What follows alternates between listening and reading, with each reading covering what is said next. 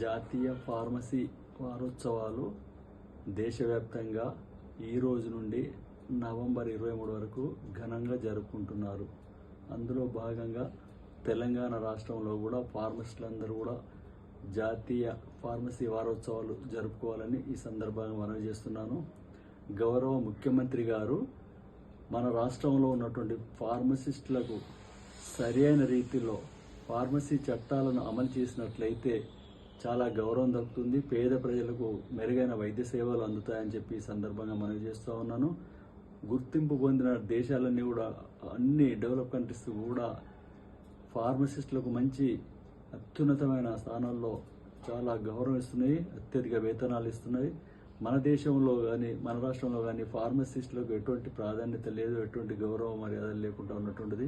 తెలంగాణ రాష్ట్రంలోకి వచ్చినట్లయితే తెలంగాణ రాష్ట్రంలో ఉన్నటువంటి హాస్పిటళ్లలో పనిచేస్తున్న ఫార్మసిస్టులకి కనీస వేతనాలు కూడా, మినిమం వేతనాలు, వారి విద్యార్హతలకు తగ్గట్టుగా వేతనాలు ఇవ్వడం లేదు. కనీసం ప్రమోషన్లు కూడా సక్రమంగా రావట్లేదు. 100 మందిలో ఒక్కరు కూడా ప్రమోషన్స్ రావట్లేదు.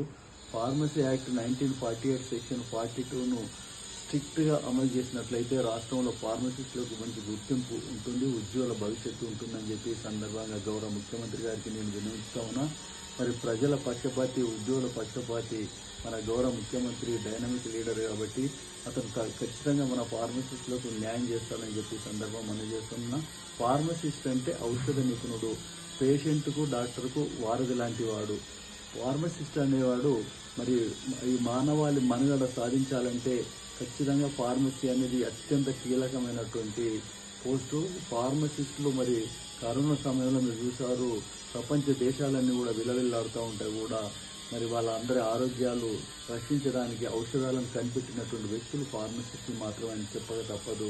అంత ముఖ్యమైనటువంటి పోస్టులో ఉన్నటువంటి ఫార్మసిస్టులకు మన తెలంగాణ ప్రభుత్వంలో మంచి న్యాయం చేయాలని చెప్పి సపరేట్ ఫార్మసీ డైరెక్టరేట్ని ఏర్పాటు చేయాలని చెప్పి ఈ సందర్భంగా మనవి చేస్తున్నాను.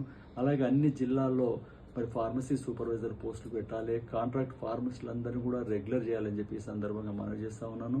అలాగే మరి ప్రతి ప్రాథమిక ఆరోగ్య కేంద్రంలో కూడా 3 ఫార్మసిస్టులు ఉండాలి. విపరీతమైన పని ఒత్తిడితో విధులు నిర్వహిస్తూ ఉన్నారు కాబట్టి వాళ్ళకి ప్రతి పిఎస్సీలలో 3 ఫార్మసిస్టులను ఏర్పాటు చేయాలని చెప్పి గౌరవ ముఖ్యమంత్రి గారిని, గౌరవ హెల్త్ మినిస్టర్ని ఈ సందర్భంగా నేను వేడుకుంటున్నాను. అలాగే మరి ఫార్మసీకి సంబంధించినటువంటి ఆఫీసర్ ఫైలు గవర్నమెంట్లో పెండింగ్లో ఉంది, నర్సింగ్ ప్రాసెస్లో ఉంది. నర్సింగ్ ఆఫీసర్కి ఇచ్చినట్టుగానే మరి ఫార్మసీ ఆఫీసర్ కూడా తొందరగా ఫైళ్ళు రావాలని చెప్పి, అలాగే మిగతా ఫార్మసీల సమస్యలన్నీ కూడా పరిష్కరించాలని చెప్పి ఈ సందర్భంగా గౌరవ ముఖ్యమంత్రి గారిని విజ్ఞప్తి చేస్తా ఉన్నాను, వేడుకుంటా ఉన్నాను.